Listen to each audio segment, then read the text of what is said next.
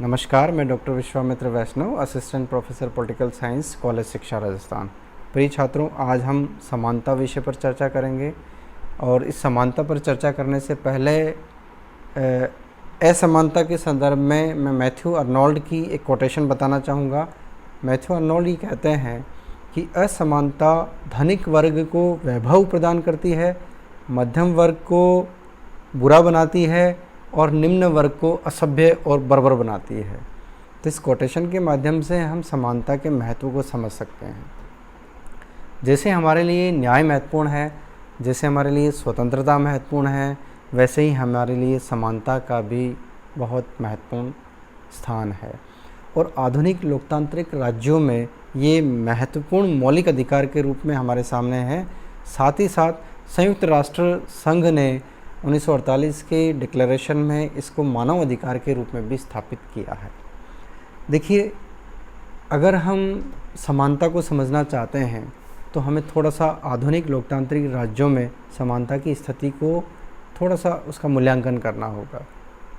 देखिए, भारत का यदि हम उदाहरण लें तो भारत के संविधान में समानता को मौलिक अधिकारों के रूप में स्थान दिया गया है। अनुच्छेद 14 से लगाकर अनुच्छेद 18 तक 5 तरह की समानताएं हमें दी गई है।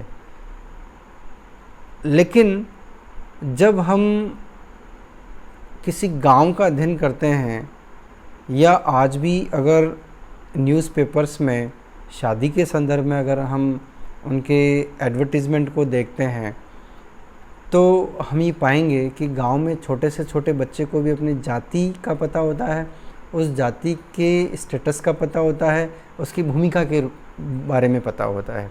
ठीक इसी तरह से अगर हम न्यूज़पेपर में शादी के विज्ञापन अगर हम देखते हैं तो वहाँ हम ये देखेंगे कि पर्टिकुलर कास्ट के व्यक्ति पर्टिकुलर कास्ट या धर्म के व्यक्ति को प्रेफरेंस देते हैं। इसके अलावा आज एक तरफ तो बड़ी बिल्डिंग्स हैं, अट्टालिकाएँ हैं और दूसरी तरफ झुग्गी झोंपड़ियाँ हैं। तो देखिए कि एक तरफ तो संविधान में समानता के अधिकार को स्थापित किया गया है। प्रस्तावना में हमारे यहाँ संविधान की प्रस्तावना में समानता उसका एक मूल्य है, भारत के संविधान की एक विशेषता है, मूल अधिकार है। लेकिन वास्तव में राजनीतिक समानता पर तो हमने प्रोग्रेस की है कि जहाँ हमें वोट देने का अधिकार है, सत्ता में भागीदारी का या उम्मीदवार के रूप में अधिकार है और इसके अलावा संघ या संगठन बनाने का अधिकार है। तो ये राजनीतिक अधिकार की जहाँ हम बात करते हैं तो हमें बहुत सफलता मिली है। लेकिन जब हम आर्थिक समानता की बात करते हैं, जब हम सामाजिक समानता की बात करते हैं तो आज भी हमारे लिए जो अपेक्षित लक्ष्य हैं उनको हम प्राप्त नहीं कर पाए हैं। ठीक अगर वर्तमान का उदाहरण हम अमेरिका का देखते हैं तो अमेरिका में जो आज काले और गोरे लोगों के बीच में जो स्ट्रगल चल रहा है, आज जो अमेरिका के कैशॉन शहर में क्लाइड ब्लैक की जो स्थिति है, वहाँ एक ब्लैक के साथ जो अन्याय हुआ और उस अन्याय के विरोध में आज जो वहाँ एक संघर्ष जो चल रहा है समानता के लिए और असमानता के विरुद्ध, वो अपने आप में हमें ये बताता है कि आज भी हमारे लिए समानता कितनी महत्वपूर्ण है और आज भी हमें इसके लिए प्रयासरत रहना पड़ेगा। क्योंकि समानता का सीधा सा जो संबंध है वो मनुष्य की गरिमा के साथ है। आज अगर हम एक छोटा सा एग्जांपल लेते हैं, एक हिंदी मूवी है दीवार। उस दीवार मूवी में एक छोटा बच्चा बूट पॉलिश करता है और एक जो धनिक व्यक्ति है जो वो उस बूट पॉलिश के मेहनताने के रूप में उसको पैसे फेंक के देते हैं। तो छोटा बच्चे के मन में एक विद्रोह की भावना आती है कि साहब मैं आज भी फेंके हुए पैसे को नहीं लेता। यानी आप उस बच्चे के कहने का भाव ये था कि मैं ये जो काम कर रहा हूँ इसकी गरिमा को समझिए। मैं कोई गलत काम नहीं कर रहा हूँ, मैं कोई हीन काम नहीं कर रहा हूँ, मैं मेहनत कर रहा हूँ, मेरे काम की वैल्यू है। तो वो जो मूल्य है, एक मनुष्य की जो गरिमा है, इस समानता को हमें उसके साथ जोड़ना चाहिए और ऐसा ही है। तो देखिए, आधुनिक लोकतांत्रिक राज्यों में समानता संरचनात्मक स्तर पर क्या स्थिति है और उसका जो प्रकार्य उसका जो इम्प्लीमेंटेशन मोड है उसमें उसका क्या स्टेटस है। हम विश्व के विभिन्न देशों का उदाहरण लेकर हम देख सकते हैं कि कहीं ना कहीं आज भी हम पीछे हैं। देखिए, ये तो हमें पता है कि एक जो न्यायपूर्ण समाज है, न्यायपूर्ण समाज में समानता, स्वतंत्रता और न्याय अपने आप में ये एक ऐसे पिलर्स हैं जिनके आधार पर हम एक सद जीवन या एक आदर्श राज्य की स्थापना कर सकते हैं। देखिए, जहाँ तक समानता के सिद्धांत के विकास की हम चर्चा करते हैं, तो प्लेटो अरस्तु से जब से व्यवस्थाओं की शुरुआत होती है, जैसे हम प्लेटो के यदि उदाहरण को देखते हैं तो प्लेटो ने अपना आदर्श राज्य का सपना देखा। उस आदर्श राज्य के सपने में प्लेटो ने जो साम्यवादी सिद्धांत दिया, जो शिक्षा का सिद्धांत दिया, उसमें वो किसी के साथ भेदभाव नहीं करता है, चाहे स्त्री हो, पुरुष हो, समाज का कोई भी वर्ग हो।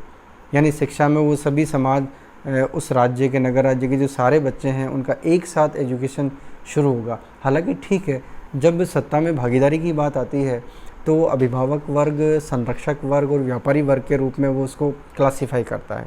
वहाँ हमें असमानता को देखने को मिलती है।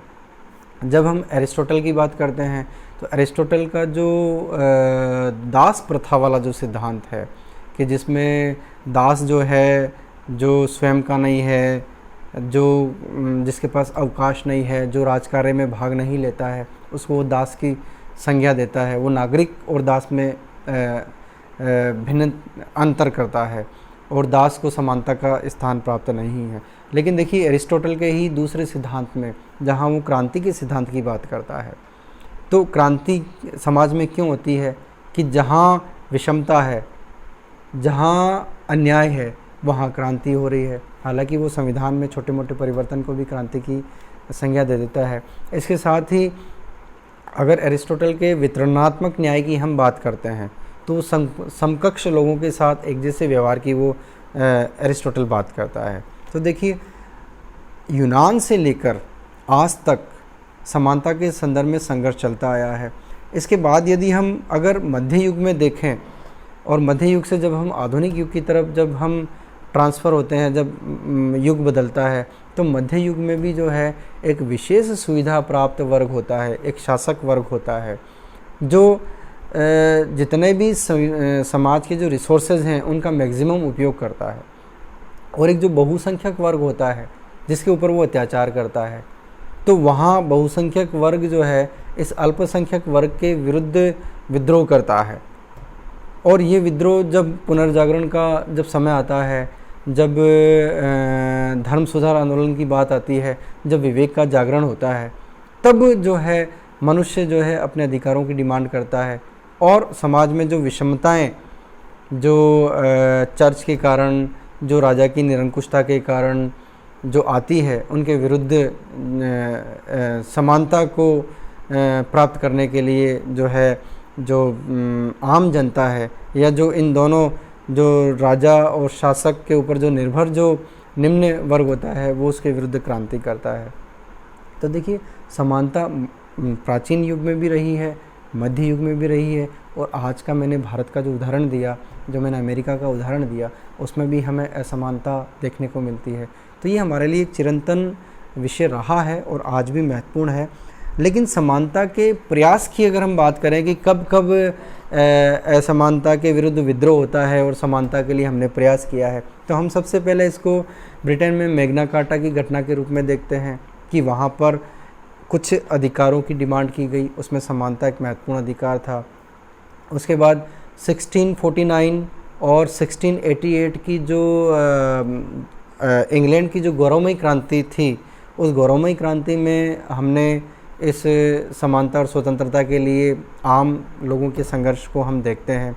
उसके बाद 1776 में अमेरिका का जो संविधान लिखा गया, स्वतंत्रता का जो घोषणा पत्र था, उस घोषणा पत्र में समानता के लिए प्रयास हुए, अधिकारों के लिए प्रयास हुए। उसके बाद 1789 की जो फ्रांस की राज्य क्रांति थी, वो समानता के लिए अपना महत्वपूर्ण स्थान रखती है। स्वतंत्रता, समानता और भ्रातृत्व जो है उसके प्रमुख 3 नारे थे।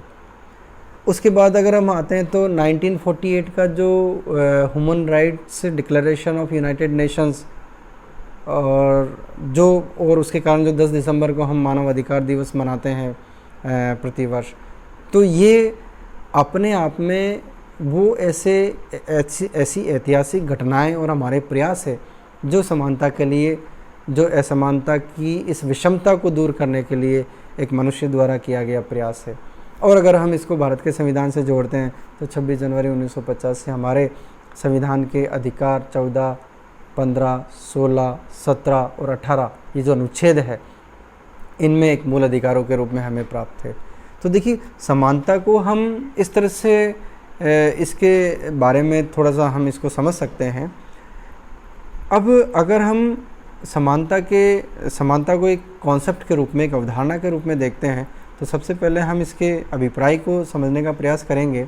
देखिए कि यह एक बहुआयामी अवधारणा है, इसके विविध आयाम हैं। ये राजनीतिक के रूप में, सामाजिक समानता के रूप में, आर्थिक समानता के रूप में, कानूनी समानता के रूप में हमें इसको डिफरेंट एंगल से समझना होगा। जैसे बार्कर ने समानता को एक बहुरूपिया विचार के रूप में प्रस्तुत किया है।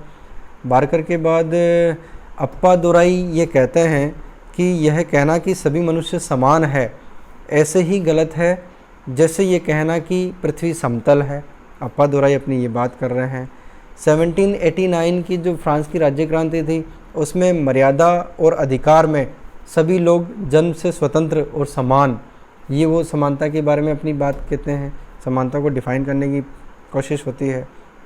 लेकिन अगर हम समानता को सामान्य शब्दों में डिफाइन करने की कोशिश करें तो इसका अभिप्राय ऐसी परिस्थितियों का निर्माण करना जिसमें सभी व्यक्तियों को विकास के समान अवसर प्राप्त हो और जिनके द्वारा व्यक्तित्व के विकास में जितने भी बाधाएं हैं उन बाधाओं को दूर करना, समानता की परिभाषा में हम इसको सम्मिलित कर सकते हैं, जिनसे सामाजिक और आर्थिक और राजनीतिक विषमताओं को दूर किया जा सकता है। अर्थात ऐसी परिस्थितियां जिनमें समान अवसर प्राप्त हो और ऐसे प्रयास किए जाएं जिनसे सामाजिक, आर्थिक और राजनीतिक विषमताओं को हम दूर कर सकें। ये बात हम समानता के संदर्भ में कह सकते हैं। प्रोफेसर लास्की भी इसको दो अर्थों में समझाने का प्रयास करते हैं। प्रोफेसर लास्की कहते हैं कि प्रथम तो जो है विशेषाधिकारों का अंत या विशेष सुविधाओं का अभाव, यही समानता है। वास्तव में बात भी सही है, किसी को प्रिविलेज प्राप्त हो ही नहीं। 1961 तक भारत में राजाओं को एक विशेष अधिकार प्राप्त था, प्रिविलेज यहाँ समाप्त किए गए। तो विशेष सुविधाओं और अवसर या विशेषाधिकारों का अभाव या अंत, और दूसरा है नागरिकों के विकास के लिए सभी को समान अवसर की उपलब्धता हो। देखिए, यहाँ पर एक बात मैं कहना चाहूँगा कि राज्य सभी के साथ एक जैसा व्यवहार करे, क्या यही समानता है? नहीं, इसको हम समानता नहीं कह सकते हैं। इसका अभिप्राय तो ये होता है कि एक दौड़ के मैदान में चाहे व्यक्ति हैंडीकैप हो या बिल्कुल पूर्णतया फिट व्यक्ति हो, उन दोनों को एक साथ ही दौड़ा दिया जाए, ऐसा भी नहीं है। यानी सबके साथ एक जैसा व्यवहार करना भी समानता नहीं हो सकती है। इसको हम समझ सकते हैं कि समान लोगों के साथ एक जैसा व्यवहार। अगर एक दौड़ होती है, रेस होती है, तो उसमें जो हैंडीकैप्स हैं उनकी रेस अलग हो, जो बिल्कुल फिजिकली फिट लोग हैं उनकी रेस अलग हो। वास्तव में समानता ये है। तो ये समानता के संदर्भ में बात है। और रूसो समानता के संदर्भ में ये कहता है कि रूसो जो है असमानता को संपत्ति तथा सभ्यता के साथ जोड़ता है। यानी रूसो तो जो है नोबल सेवेज की बात करता है, एक आदर्श बर्बर की बात करता है। रूसो का जो संपूर्ण दर्शन है, वो दर्शन जो है एक ऐसी स्थिति को प्राप्त करना है कि जिसमें तेरे मेरे का भाव ना हो, व्यक्ति नोबल हो, उसके पास किसी भी तरह की कमी ना हो, वो किसी भी तरह से मजबूर ना हो, ऐसी वो प्राकृतिक, यानी वो बैक टू नेचर की बात करता है। तो असमानता को जो है वो विज्ञान, सभ्यता और इसके विकास के साथ जोड़ता है। तो इनके कारण जो है समाज में असमानता की स्थापना होती है। अगर हमें समानता की स्थापना करनी है तो वापस हमें प्रकृति का जो पहले का जो हमारा जीवन था, जिसको वो आदर्श बर्बर की संज्ञा देता है, वहाँ हमें जाना होगा। ठीक इसी तरह से अमेरिकी स्वतंत्रता संग्राम का जो डिक्लेरेशन है, जो मैनिफेस्टो घोषणा पत्र है, वो ये कहता है कि सभी लोग जन्म से समान होते हैं। इस प्रकार हम समानता को समझ सकते हैं। और यहाँ पर समानता को हम दो दृष्टिकोण से अगर इसको परिभाषित हम करते हैं तो यहाँ नकारात्मक समानता और सकारात्मक समानता। तो देखिए, नकारात्मक समानता में हम ये कहेंगे कि विषमताओं को दूर करना, जैसे प्रोफेसर लास्की कहते हैं कि विशेष अधिकारों का अंत, यानी समाज में जितनी भी तरह की विषमताएं हैं उनको हम अगर समाप्त कर दें तो समानता की स्थापना हो जाएगी। दूसरा ये है सकारात्मक समानता, यानी देखिए कि एक तो ऐसी परिस्थितियां जिनसे विषमता हो उसको समाप्त करें। सकारात्मक समानता ये कहती है कि ये तो तय है कि मनुष्य में फ़र्क होता है। कुछ व्यक्ति जन्म से प्रतिभाशाली होता है। हमने भी अगर साइकोलॉजिकल बेस पे हम अगर स्टडी करते हैं तो हम मनुष्यों की कैटेगरी डिफाइन करते हैं कि इनका मेंटल स्टेटस या इनका जो आईक्यू है वो पुअर है, इनका एवरेज है, उनका गुड है, बेटर है, आउटस्टैंडिंग है। तो हमने भी इसको, तो प्राकृतिक रूप से व्यक्ति व्यक्ति में भिन्नता होती है, लेकिन इन प्राकृतिक असमानताओं को स्वीकार करते हुए सामाजिक विषमताओं को दूर करने का प्रयत्न किया जाए। यानी मनुष्य की प्राकृतिक विषमताओं को हम स्वीकार करें कि ये ऐसा है, लेकिन उनको ध्यान में रखते हुए उन तमाम सामाजिक विषमताओं को, आर्थिक विषमताओं को हम दूर करने का प्रयास करें। तो वास्तव में समानता का वास्तविक जो रूप है वो सकारात्मक समानता है। देखिए, यहाँ पर यह है कि जब राज्य आरक्षण की व्यवस्था करता है, जब राज्य स्कॉलरशिप की व्यवस्था करता है, जब राज्य किसी निम्न वर्ग को समाज में एक ही धारा में समान या उसको ऊंचा उठाने के लिए अगर कुछ स्पेशल प्रोविजंस करता है, किसी को घर देना, किसी को राशन देना, किसी को स्कॉलरशिप देना, सरकारी नौकरियों में आरक्षण करना, ये सब क्या है? ये सकारात्मक समानता के उदाहरण है। यानी ये जो आधुनिक जो लोक कल्याणकारी राज्य का जो कॉन्सेप्ट है उसमें सकारात्मक अवधारणा जो है महत्वपूर्ण है। और वास्तव में जो है सकारात्मक स्वतंत्रता ही स्वतंत्रता का वास्तविक अभिप्राय एवं परिभाषा है। इस प्रकार समानता को हम राजनीतिक समानता के रूप में देख सकते हैं, आर्थिक समानता के रूप में देख सकते हैं, कानूनी समानता के रूप में देख सकते हैं, राजनीतिक समानता के रूप में देख सकते हैं। और समानता हमारे लिए एक बहुत महत्वपूर्ण विषय है। अब एक छोटी सी चर्चा आती है कि स्वतंत्रता और समानता में क्या संबंध है। तो स्वतंत्रता और समानता एक दूसरे के पूरक है। यद्यपि कुछ विचारक इनके बीच में इनको एक दूसरे का पूरक नहीं मानते हैं, लेकिन वास्तव में अगर हम ये देखें तो स्वतंत्रता और समानता एक दूसरे के पूरक है और ये किसी भी देश के नागरिकों के लिए एक अधिकार के रूप में उन्हें मिलते हैं। और इसी से जो है इस समानता और स्वतंत्रता और न्याय, ये जो ऐसे जो विषय है जो प्रारंभिक काल से लगाकर आज तक चले आ रहे हैं, इनमें विकास हो रहा है, इनमें चर्चाएं हो रही है, आज भी हो रही है और आगे भी होती रहेगी। इस प्रकार हम समानता के इस कॉन्सेप्ट को, इस अवधारणा को समझ सकते हैं। धन्यवाद।